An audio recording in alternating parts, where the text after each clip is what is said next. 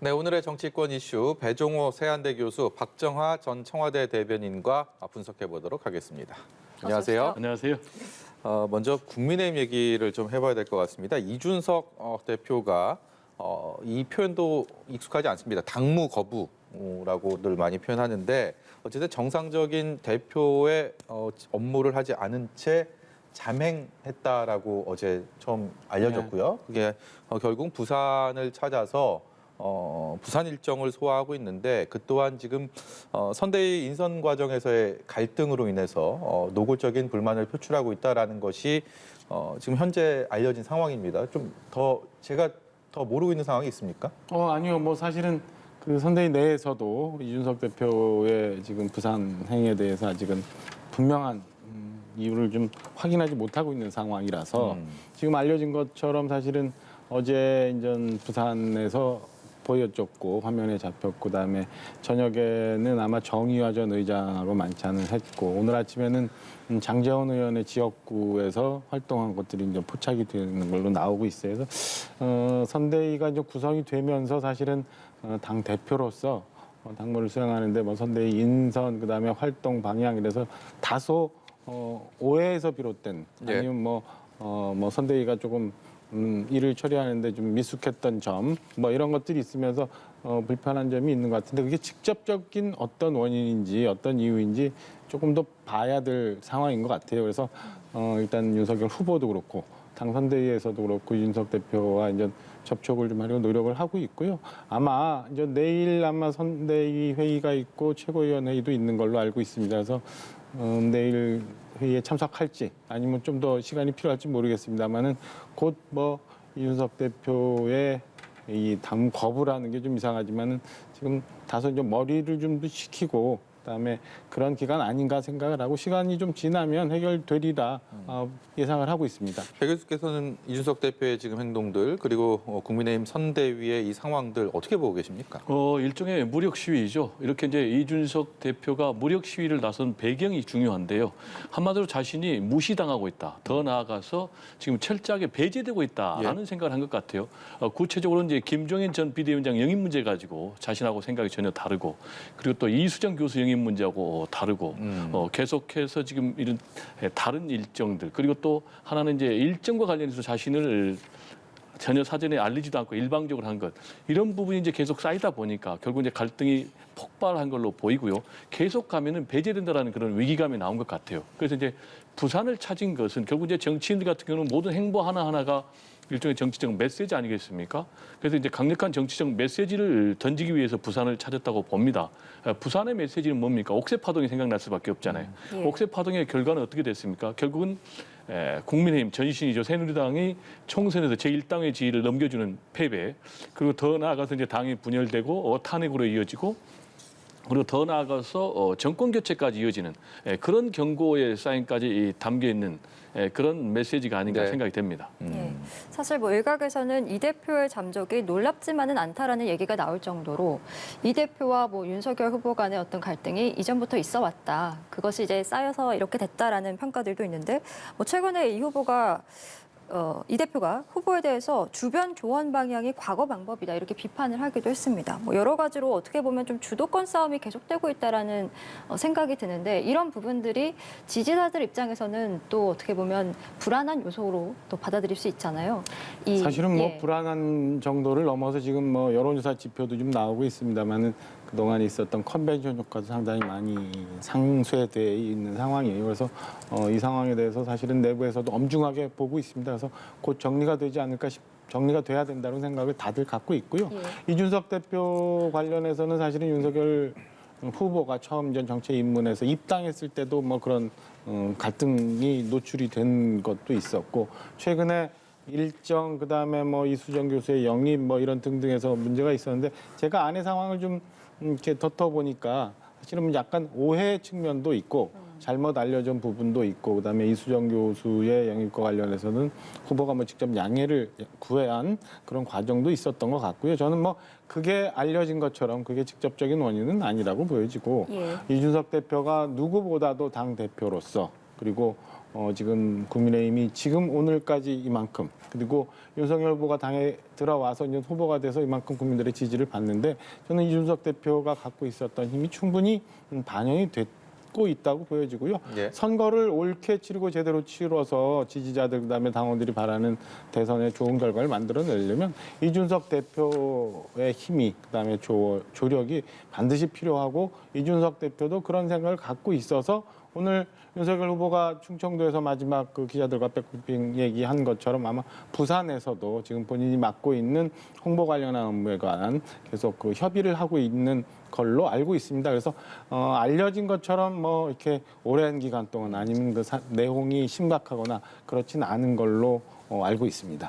이 교감을 하기 위해서는 무엇보다도 이제 윤석열 후보가 또 이 부분에 대해서 어떤 대응을 해야 될지도 관심이 쏠리는데 처음에는 잘 모르겠다 뭐 이런 상황에서 얘기할 기회가 앞으로도 많을 것이다. 근데 무리하게 또 얘기할 상황은 아니고 올라오면 만날 의향이 또 있다. 이렇게 뉘앙스가 조금씩 바뀌고 있는 상황입니다. 윤석열 후보 입장에서는 적극적인 모습을 보이기도 그렇다고 뒷짐을 지고 있기도 좀 애매한 입장이 아닌가라는 생각도 드는데요. 저는 이 문제는 전혀 애매한 문제가 아니고요. 윤석열 후보가 과감하게 대승적 차원에서 이준석 후보 껴안기에 나서야 됩니다. 그게 일종의 정치력이고요. 네. 지금 시험대 위에 올랐다고 봐야 돼요. 과거에 1997년도 대선을 우리가 한번 복기를 해봐야 되는데요. 당시에 이회창 대세론이 굉장히 압도적이었고 이회창 대통령 후보의 당선이 거의 확정적이었음에도 예. 불구하고 불구하고 결국은 이인재 후보를 포용하지 못해서 이인재 후보가 뛰쳐나가면서 결국은 대선에 패배를 했거든요. 지금 이제 저는 이것도 비슷한 상황이라고 보는데요. 이준석 후보 같은 경우는 사실 본인 입장에서는요. 이제 더 이상 잃을 것이 없다는 그런 판단을 하고 있어요. 완전히 자신의 존재 자체가 무시되고 배제되는 이런 상황에서 무력 시위를 통해서라도 자신이 얻을 것은 얻어야 되겠다. 계속해서 이준석 대표가 이런 행보를 한다면은 앞으로 제가 볼 때 손을 내밀지 않는다면은 2차, 3차의 행동에 들어갈 가능성이 높아요. 당장 2차 행동으로는 상임선대위원장 사퇴할 가능성도 있고요. 그럼에도 불구하고 윤석열 후보가 움직이지 않는다. 그러면은 당 대표직도 던질 수도 있단 말이에요. 그러면 지금 이제 D-100일도 남지 않은 이런 상황, 더구나 지지율 격차가 좁혀지고 있는 이런 상황에서 예. 지지율 역전으로까지 이어질 위기가 지금 상존하고 있는 그런 상황이기 때문에 윤석열 후보가 과감하게 본인이 찾아가서 손을 내밀어야 됩니다. 그러면 이준석 후보가 상당히 이준석 대표가 홀대하는 냉담한 그런 모습을 보여줘도 윤석열 후보가 이기는 겁니다. 왜냐하면 본인이 손을 내밀었기 때문에. 따라서 지금 상황에서는 지고도 이기는 그런 좀 성숙한 지혜로운 행동을 좀 해야 되지 않을까 이런 예. 생각이 좀 듭니다. 이 국민의힘 선대위 갈등의 또 다른 주요 인물 중에 한 명입니다. 김병준 상임선대위원장이 이 이준석 후보 패싱이다라는 이것은 오해라면서 이 논란을 진화하고 나섰는데요. 관련된 목소리 듣고 오겠습니다. 어떤 그 지위로서의 자리, 총괄 임명 안 됐으니까 비어 있는 거죠. 그걸 없앨지 없을지는 모르지만 일단 지금 비어 있는 거죠. 그다음에 두 번째는 물리적 공간으로서의 자리도 지금 비어 있는 거죠. 네. 전혀 제가 없습니다. 후보에게 약속을 했고 그다음에 후보가 그 인사안을 발표한 이상은 제가 싫든 좋든 그 인사안을 존중해야 되고 그렇지 않으면 후보의 권위가 손상이 됩니다. 제가 무너지면은 지금 후보의 인사권이 무너지는 것이 되기 때문에 그건 예. 절대로 안 된다. 예, 김병준 선대위원장, 총괄 선대위원장의 자리는 비워뒀고 물리적 공간으로서의 자리도 남아있다. 이렇게 발언을 했고 오늘 권성동 사무총장 역시 그 자리를 항상 비워두고 모시려는 노력을 계속하고 있다. 이렇게 밝혔습니다. 국민의힘에서 잇따라서 내놓고 있는 이 김종인 전 비대위원장에 대한 메시지는 어떻게 좀 해석을 해야 되겠습니까? 다 마찬가지인데요. 그러니까 일단 앞서 뭐 이준석 대표 다시 얘기를 하면 이준석 대표는 국민의힘에서 당원들 그다음에 정당한 절차를 통해서 정통성을 갖고 있는 대표예요. 그래서 어떤 경우라도 이준석 대표의 정통성이 흔들릴 일은 없고 대선이 끝나고 나면 어쨌든 이준석 대표가 또 다시 당무를 진행을 해야 되는 상황이기 때문에 저는 이준석 대표가 뭐 일각에서 얘기하는 것처럼 뭐 자리를 박차고 나갈 거다 이런 거는 좀 섣부른 예상 아닌가 싶고요. 김병준 위원장이나 김종인 위원장도 마찬가지라고 봅니다. 그러니까 특히나 김종인 위원장 같은 경우는 당연히 국민의힘이 지금까지 그러니까 절체절명의 위기에서 지금의 당의 모습을 갖추는데 큰 역할을 해왔던 어른이고요. 그다음에 본인이 갖고 있는 그동안 이제 정치적 정책적 비전 내지는 시대 정신에 대한 역할이 분명히 있기 때문에 저희 당에서는 언제까지라도 김정인 위원장이 당의 새로운 역할을 해서 대선에 큰 역할을 할 수 있도록 준비를 하고 있고요. 계속 네. 지금도 여러 채널을 통해서 노력을 하고 있는 것 같습니다. 김병준 위원장이 말씀하셨던 물리적 공간이라는 것도 사실은 네. 지금 당사에 김정인 위원장을 상정해서 만들었던 종괄 선대위원장방이 아직도 여전히 있고요. 그 방이 비어져 있는 거를 저도 좀 확인을 하고 있으니까 어느 시점이 되고 각각의 오해도 풀어지고 그다음에 우리 배 교수님 말씀 주셨던 것처럼 윤석열 후보가 좀 더 큰 리더십을 발휘를 해서 아마 김정인 위원장도 함께 할 날이 저는 있을 거고 그게 아직 꺼진 불 혹은 뭐 닫힌 문이라고 생각하지 않습니다. 그 가능성은 열어뒀다라는 평가시고 더불어서 이제 앞서 나온 싱크 내용에서 자신의 자진 사퇴 의향에 대해서 후보의 권위와 좀 연결을 하면서 그 가능성을 일축하는 모습도 보였거든요. 이 부분은 어떻게 보셨는지요?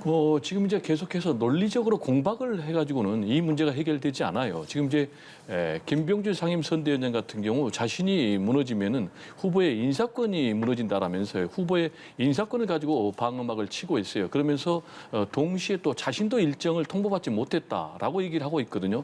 이 얘기는 한마디로 지금의 모든 탓을 이준석 대표 탓으로 돌리는 일종의 정치적인 공세라고 볼 수밖에 없어요. 또 장제원 의원 같은 경우도 영역 다툼이라고 했거든요. 그러면 지금 가뜩이나 이준석 대표 같은 경우는 자신의 존재감이 무시당했다, 역할이 없다라면서 무력 시위를 하고 있는데 양쪽의 감정이 더 심화될 수밖에 없는 상황이죠. 예. 이런 지금 상황에서 계속해서 감정을 가지고 유발해서는 해결되지 않고 어떻게든지 윤석열 후보가 적극 나서서 지금 이준석 대표 껴안게 나서야 되는데 문제는 이 문제가 우리 박정아 대변인께서 희망하는 것처럼 수일 내에 쉽게 풀릴 문제가 아니라는 거예요. 그게 무슨 얘기냐면 이게 본질이 권력 투쟁의 양상이 굉장히 심하기 때문에 그렇습니다.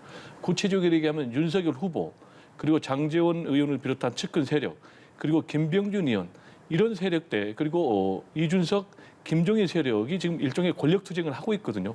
구체적으로 뭐 선대위 인선 문제, 그리고 더 나아가서 내년 6월에 어떤 그 지방선거 공천권 문제 이런 문제까지 얽혀 있기 때문에 과연 어느 쪽에서 무릎을 꿇고 양보를 할 수 있겠는가라는 굉장히 어려운 문제이기 때문에 저는 쉽게 해결이 되지 않는다. 만약에 뭔가 좀 중재안 타협안이 나오지 않는다면은 이준석 대표는 현재 당무 거부를 계속해서 장기화로 갈 수밖에 없는 이런 상황이단 말이에요. 따라서 다시 반복해서 돌아온 얘기는 결국 모든 책임은 윤석열 후보에게 귀결되기 때문에 후보가 탁월한 리더십을 발휘해서 이 문제를 해결해야 된다라는 얘기를 좀 강조하고 싶습니다. 예, 알겠습니다.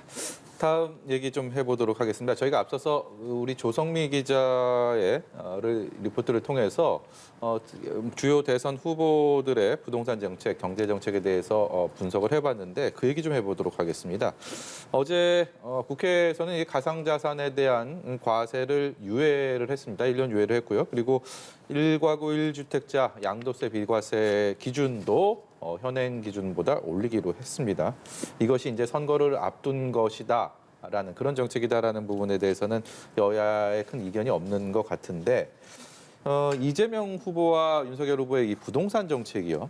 워낙 부동산 정책에 대해서 이번에 대선의 하나의 큰 변수고 키가 될 것이다라는 얘기들이 많기 때문에 관심이 많이 가는데 이재명 후보는 보유세는 올리고 거래세는 낮추는 것을 골자로 하고 있고 반면에 윤석열 후보는 세금 부담 완화가 핵심인 것 같습니다. 뭐 종부세 폐지에 대해서 지속적으로 얘기를 해왔기 때문에 이거 지금 뭐 이런 굵직한 부동산 정책에 대한 틀 이 부분에 대해서는 두 후보에 대해서 어떻게 평가를 하고 있는지 두 분께 좀 차례로 여쭤보고 싶습니다. 이 자리에서 두 후보의 부동산 어떤 공약을 캐도 남마식으로 정리한다는 것은 난센스인 것 같고요. 네. 말씀하신 대로 두 후보 모두 지금 표심을 겨냥한 행보를 하고 있는 건 사실이에요. 윤석열 후보 같은 경우도 지금 종부세를 전면 재검토하겠다. 네. 장기적으로 뭐 폐지할 것까지 얘기를 하고 있는데 저는 개인적으로 과연 이것이 부동산 문제를 해결할 수 있는 해법이 될 수 있겠는가. 그리고 또 조세 정의를 구현할 수 있는 해법이 될 수 있겠는가라는 부분과 관련해서는 굉장히 좀 회의적이고요. 그리고 지금 국민의힘 물 떠나서 지금 민주당 같은 경우도 지금 양도세 문제를 굉장히 완화하는 네. 그런 방향으로 가고 있거든요. 저는 이제 개인적으로는 보유세는 강화하되 거래세는 완화하는 것이 맞다. 라는 생각입니다. 그리고 이 부분은 부동산 문제 전문가들도 대부분 일치하는 그런 상황이에요. 그렇지만은 지금 민주당에서 다주택자에 대해서도 양도세를 완화해 주는 것이 과연 이것이 바람직한 방향인가? 그러면 이 부분은 결국 다시 말하면은 부동산을 상당히 좀 불안정하게 할 수가 있거든요. 그리고 민주당이 지금까지 주장해왔던 그런 부동산 정책과 정반대되는 그런 해법이 아닌가라고 생각이 되기 때문에 이 또한 대선을 겨냥한 그런 표심 잡기 공약이 아닌가라는 비난을 받기는 좀 받을 수밖에 없는 상황이 아닌가 생각이 됩니다. 예. 굳이 뭐 이재명 후보가 내세우고 있는 지금 부동산 정책에 대해서 비판하기 이전에 저는 현 정부에 있어서의 부동산 정책이 잘못돼서 네. 그런 부작용이 지금 심각하게 시장에서 나타나고 있다고 생각을 합니다. 그래서 잘못된 진단, 잘못된 처방으로 인해서 지금 나타난 부동산 정책은 많은 사람들이 얘기하고 또 지금까지 시장에서 많이 얘기하는 것처럼 시장에 좀 맡겨주고 민간 영역이 활성화될 수 있도록 해주는 게 맞다고 생각을 해요. 예. 지금처럼 거래 절벽을 만들고 그 상황에서 대출을 규제하면서 또 거래세를 굉장히 부담을 주고 이 다가구 주택에 대해서는 내놓으면 시장에 물건이 나올 거라고 예상을 잘못하고 있다가 이제 와서 다시 다주택자도 양도세를 일시적으로 완화하는 방법을 고민한다는 거는 저는 애초부터 다시 돌아가서 제자리로 가는 거라 국회에서도 잘못됐고 그렇다면 잘못된 처방에 대해서 제대로 된 대응책을 내놔야 되는데 이재명 후보가 얘기하고 있는 지금 뭐 기본주택이나 이런 것들이 과연 실효성이 있는지에 대해서는 회의적이라고 생각합니다. 그래서 저는 뭐 굳이 윤석열 후보가 내놓고 있는 민간 주도의 정책이 옳다라고 하기 이전에 시장이 원하는 바, 그러니까 소비자들이 원하는 가까운 곳에 좋은 지역에 싼 주택을 만들어줄 수 있는 방법들을 찾아야지 무조건 부동산을 많이 갖고 있는 사람들은 죄인이고 그렇지 않은 사람들은 손해를 보고 있는 사람이다. 그래서 국민들을 어떤 정책이든 이렇게 나눠서 그 반감을 통해서 정책의 에너지를 만들려고 하는 이 기본적인 발상과 생각을 바꾸지 않는 한 꼭 부동산 정책이 아닌 다른 어떤 정책이라도 저는 국민적 저항을 받을 수밖에 없는 상황이다 이렇게 말씀드리고 싶습니다. 두 후보의 이제 부동산 경제 정책이 하나둘씩 이제 발표가 되고 있는데 이런 가운데 최근에 이재명 민주당 대선 후보가 전국민 재난지원금 지급 그리고 국토보유세 도입 등 핵심 정책들을 잇따라서 철회하고 있습니다. 오늘 그 배경에 대해서 설명을 했는데요. 먼저 듣고 대담 이어가도록 하겠습니다. 제가 자기 확신이 강한 사람이다. 그리고 그게 결코 대의나 또 국민의 뜻에 어긋나지 않는다고 믿어왔던 일들이 많습니다. 그걸 향해서 저는 돌진해봤고 그래서 성과를 내서 성남시장 경기도지사인데도 불구하고 대선 후보로 이렇게 부름을 받았습니다. 큰 자산이었던 건 맞는데 역시 아까 지적한 대로 나의 확신이 반드시 100% 옳은 일도 아니고 또 옳은 일이라고 해도 주인이 원치 않은 일을 강제하는 것은 옳지 않다. 그리고 언젠가는 설득할 수 있을 것이고 설득해서 공감이 되면 그때 하면 된다. 이런 생각으로 최근에 많이 정리한 건 사실입니다. 예, 그간 뭐 이재명 후보의 리더십 이야기를 하면 불도저 리더십이라는 평가가 많이 나왔었는데 최근에 보여주는 행보들을 보면 뭔가 자신의 주장했던 정책들을 철회하면서까지 좀 실용주의적이고 유연한 모습을 보여주려는 노력이 좀 엿보이는 모습들입니다. 이런 모습이 한편으로는 좀 무책임하고 좀 믿음직스럽지 못하다 이런 비판들도 있는데 이렇게 정책 철회에 어떤 득과실이 있지 않겠습니까? 그 부분을 좀 평가해 주시면 좋을 것 같은데. 네, 당연히 득과실이 있을 수밖에 없죠. 말씀하신 대로 부정적인 부분은 뭔가 좀 무책임한 것 아니냐라는 그런 부정적인 측면이 있겠고 긍정적인 측면과 관련해서는 자신이 아무리 옳다고 생각하는 문제도 국민 여론이 동의하지 않는다면은 과감하게 바꿀 수 있다. 유연한 이미지를 던질 수 있다라는 것이 이제 장점인 것 같고요. 역시 이제 그 최종적인 판단은 주권자인 국민이 대선의 투표를 통해서 결정하겠지만은 일단 당장은 보면은요 여론의 향배가 굉장히 민감하게 반응을 하고 있어요. 구체적으로 얘기를 하면은 이제 전국민 재난지원금 같은 경우도 부정적인 여론이 높았거든요. 그리고 두 번째로 이제 국토보유세 문제도 부정적인 여론이 긍정적인 여론보다는 한 2배 정도 높았거든요. 이런 상황에서 이걸 과감하게 철회했을 경우에 과연 이것이 앞으로 여론에 플러스 영향을 미칠 것인가, 마이너스 영향을 미칠 것인가. 제가 볼 때는 오히려 말씀하신 대로 이재명 하면 뭔가 좀 추진력이 불도저 같았다. 예. 라는 그런 이제 측면도 있었지만 뭐 싸움닭 이미지, 부정적인 이미지도 있었기 때문에 이 부분이 이제 긍정적인 방향으로 작동할 가능성이 저는 더 크다 그렇게 해석을 하고요. 그리고 두 번째로는 이런 이제 변신들이 뭘 겨냥하냐면 이제 중도 표심을 겨냥한다고 봐야 돼요. 지금 이제 아시다시피 뭐 30대 30 보수 진보 예. 그리고 한 40% 정도가 중도인데 이 중도 표심을 누가 잡느냐가 굉장히 대선의 승패를 좌우하는 그런 결정적인 포인트인데 이런 유연한 모습 과감하게 자신의 어떤 대표 공약까지도 던지는 이런 모습을 통해서 중도층도 마음을 좀 열 수 있지 않나라는 좀 생각이 들고요. 세 번째로는 역시 차별화 의미도 좀 있는 것 같아요. 문재인 정부에 대해서 상당히 부정적인 이미지를 갖고 있는 부분이 부동산 공약 아니겠습니까? 부동산 정책. 그래서 이 부분과 관련해서도 아까 1가구 1주택에 대해서는 좀 양도세를 완화해주는 그리고 또 대북 문제라든지 예. 또 한일 관계에 대해서도 뭔가 좀 실용주의 노선을 펼치고 있는 이런 부분들이 다 어떤 여론의 향배를 겨냥한 그런 어떤 변화가 아닌가 생각이 됩니다. 예. 네, 말씀해 주신 것처럼 이러한 이제 모습의 변화가 결국에는 중도층에게 어필하려는 전략일 텐데 말씀해 주신 건 실보다 득이 높다라고 평가를 해 주셨거든요. 어떻게 보시는지요? 대통령 후보로서의 진실성, 진정성 뭐 이런 거와 관련이 좀 있을 것 같아요. 두 가지로 우선 나눠 말씀을 드리면 이재명 후보가 사실은 지난번 대선에도 나오셨잖아요. 그리고 그 이후에 뭐 법안의 문제가 있었습니다만 그래도 여당 내에서 계속 1, 2 후보를 다퉈오신 분이에요. 그런데 이렇게 지금 본인의 대표 공약이라고 그동안 오랫동안 준비를 해오셨을 텐데 내놨던 것들을 족족이 후퇴를 한다. 그럼 과연 그동안 어떤 준비를 해왔다고 얘기를 할 수 있는지에 대한 의문이 하나 들어요. 벌써 예. 음식점 총량제 얘기했죠. 재난지원금 돌아갔죠. 국토보유세 또 아까 우리 화면에 본 것처럼 이렇게 말씀을 하셨죠. 또 갑자기 국회 예산심의가 이미 다 끝났는데 50조 자영업자 손실보상금 같이 하자고 또 말씀을 하시는데 당에서도 난색을 표하는 이런 상황이고 그래서 과연 이재명 후보가 이게 마음에 있어서 준비를 했던 것을 정리를 한 건지 아니면 지금 말씀하신 것처럼 정말 순간을 넘어가서 지금 지지율을 좀 높이기 위해서 혹은 중도에 약간 어필하기 위해서 이렇게 순간적으로 변하는 건지 저는 유권자들이 지켜보고 있다고 보여지는데요. 지금까지 뭐 반성 모드 속에서 눈물도 보이시고 뭐 큰절도 하고 했는데 과연 그게 국민들한테 그리고 특히나 가운데 있는 중도 표심에 얼마나 저는 어필을 하고 다가가고 있는지에 대해서는 다소 회의적으로 지금 보고 있습니다. 예.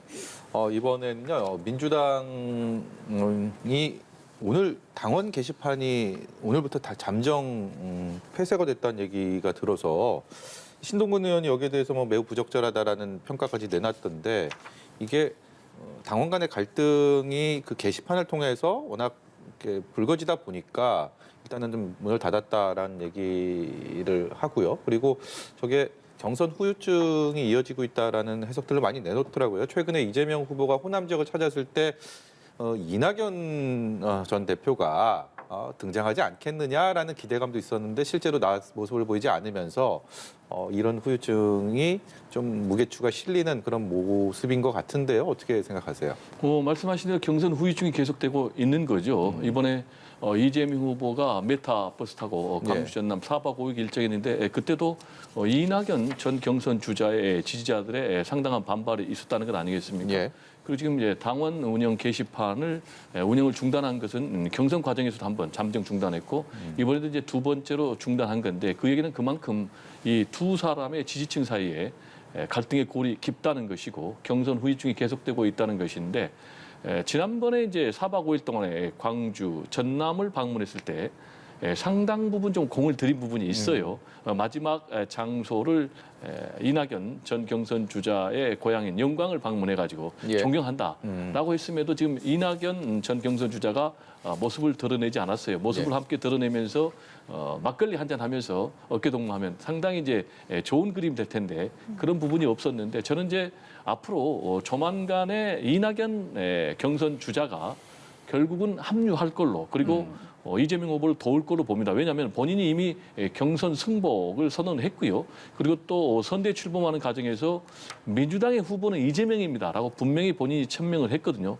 다만 본인이 이제 효과를 좀 극대화시킬 수 있는 그런 타이밍을 기다리고 있는 것 같고요.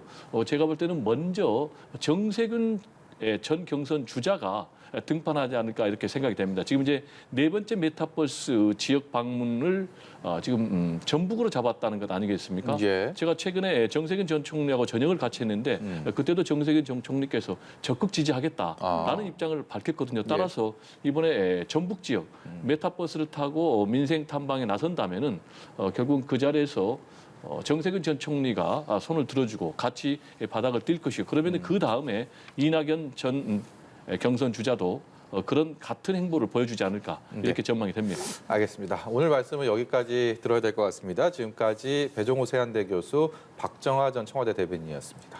고맙습니다. 감사합니다.